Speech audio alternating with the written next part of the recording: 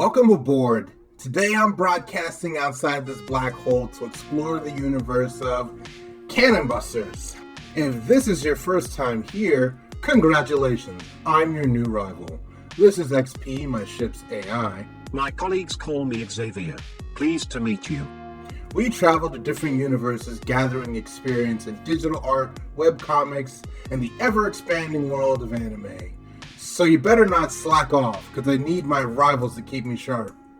Now on to the task at hand. Cannon Busters is the story of an immortal jackass, Philly the Kid, and his transforming pink plot device, who joins a relentless, upbeat Deus Ex Machina droid on her quest to find an irrelevant prince. Yeah, okay, maybe I'm paraphrasing a little bit. LaShawn Thomas has worked on shows like The Boondocks, Black Dynamite, Legend of Korra, Children of Ether. But okay, let me level with you for a second. I have kind of a hate-love relationship with Cannon Busters. To be accurate, it was mostly hate. Your first broadcast was long-winded, unintelligible dribble. Okay, yeah, it was a 20-minute rant on why I thought the show was trash. But honestly, it wasn't helpful as a critique, not as helpful as I thought. The truth is, I really wanted to like this show. I wanted it to become a cult classic. I wanted it to be the kind of show that we would talk about, man, this show revolutionized anime for creators of color. I remember seeing the promotional art years ago, getting so hyped and here, I'll show you a trailer. Look at this. Look, holy shit. Bruh, this doesn't even look like the same show. The art style, the fluid animation is beautiful. God, it's so sick. This is what we got. What? And look, I'm not ignorant to the stuff that's going on planet Earth right now. I know there's a support black creators wave, and it's kind of tinting everyone's lenses in the perception of media right now.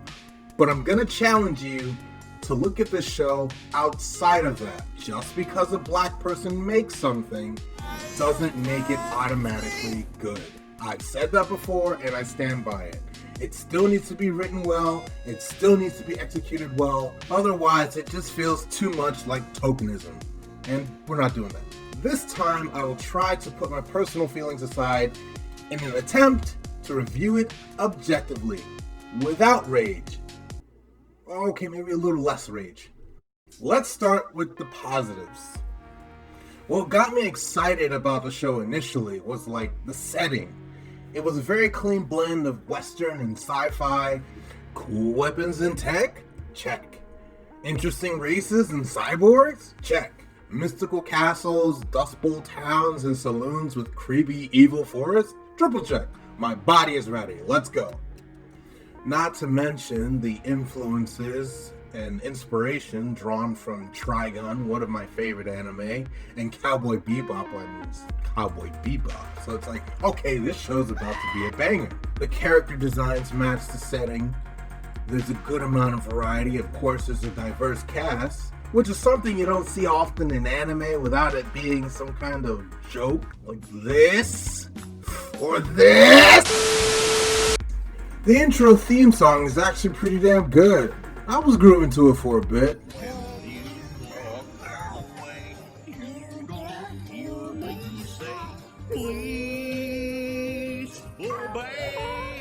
And yeah, that's pretty much the end of my positives list. Let me know what were your favorite aspects of the show in the comments section down below. I'm pretty sure it's going to be a field day down there. There's kind of an importance in drawing from all your influences. Something that I use in my own personal work. You know, you have this kind of stigma that, if you pull from these sources, you're stealing or you're cheating. But when I work on my story, Astroborn, or if I'm just doing illustrations, I make sure to pull from all my influences. For example, clearly I have a fascination with outer space and astronomy. but I also have a love for like battle anime. But once I put those two kind of spheres together, my work started feeling more of like its own thing and less like a prepubescent Naruto fanfic. As I've stated before, I have plenty of things I dislike about Canon Busters, but that is not the focus of this video. For all three of you that are interested, I'm going to quickly go over some of my gripes with a rapid fire bonus round. Warning. Warning. Opinions approaching. Channel destruction imminent. Putting a bounty on the head of someone who's more of a danger to himself than anyone else. The clashing tone in the show. It's hard to tell if it's meant to be taken seriously or if it's all just one big joke. Where are they going? Is there a map? Is the world just a straight line? Betsy is just a plot device. How does Sam, a droid, have amnesia? Why didn't she transform when all those people in her kingdom were under attack? Why did the 12-episode series have filler episodes? Philly's revival times being so inconsistent. Is he gonna revive in 2 seconds? Or is it gonna take the entire episode? All the compelling parts of the show are revealed in episode 1. The fact that Philly can't die. The fact that Sam is a cannon buster. The fact that the car can transform. The TV rating is TVMA, so make jokes for adults. How dare you say you worked on those shows and then deliver these, oh, that's my ball scratching hand. Damn it all to hell, that was my ball scratching hand. Hey, yo, real quick, what is this sword throwing animation? Yo, what the? Wobble-dee wop. Is this what you went to Korea to learn? What the And for real, most of the characters are just blah. I mean, except 9. 9 is great. I wish this whole show was about him. God damn it. I will say, I do suggest you guys look at the manga. Look at what he had before the show came out. Look at what he was promising to deliver. Look, just read the comic. The way they characterize Philly is completely different. I have so many questions. Why did characters change so drastically?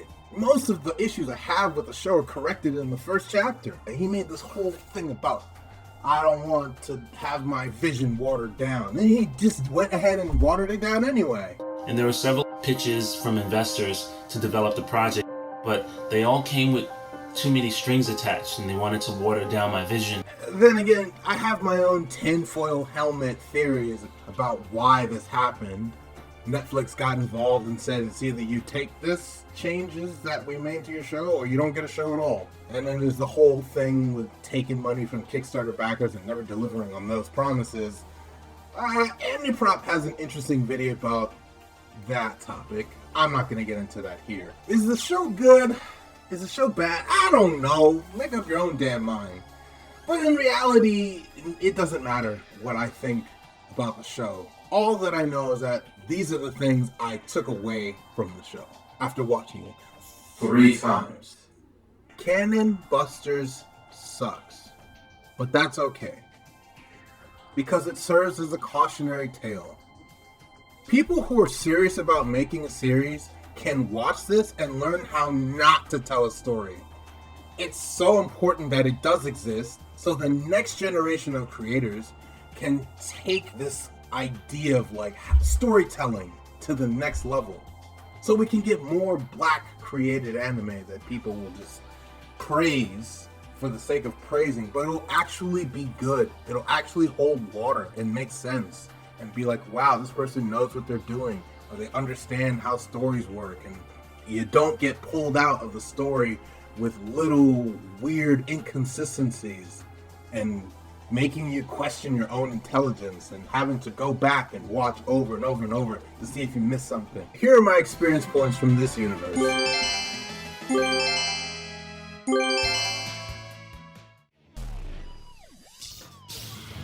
If you want to tell me how wrong I am, be sure to yell at me in the comments section. Subscribe to join the crew and stay up to date when new videos come out. My ship here runs off likes, so if you got anything out of this video, blast that thumbs up button so we don't fall into that black hole over there. Please feed me. He's starving me. Can you stop telling people that? I'd better see all my rivals in the next universe.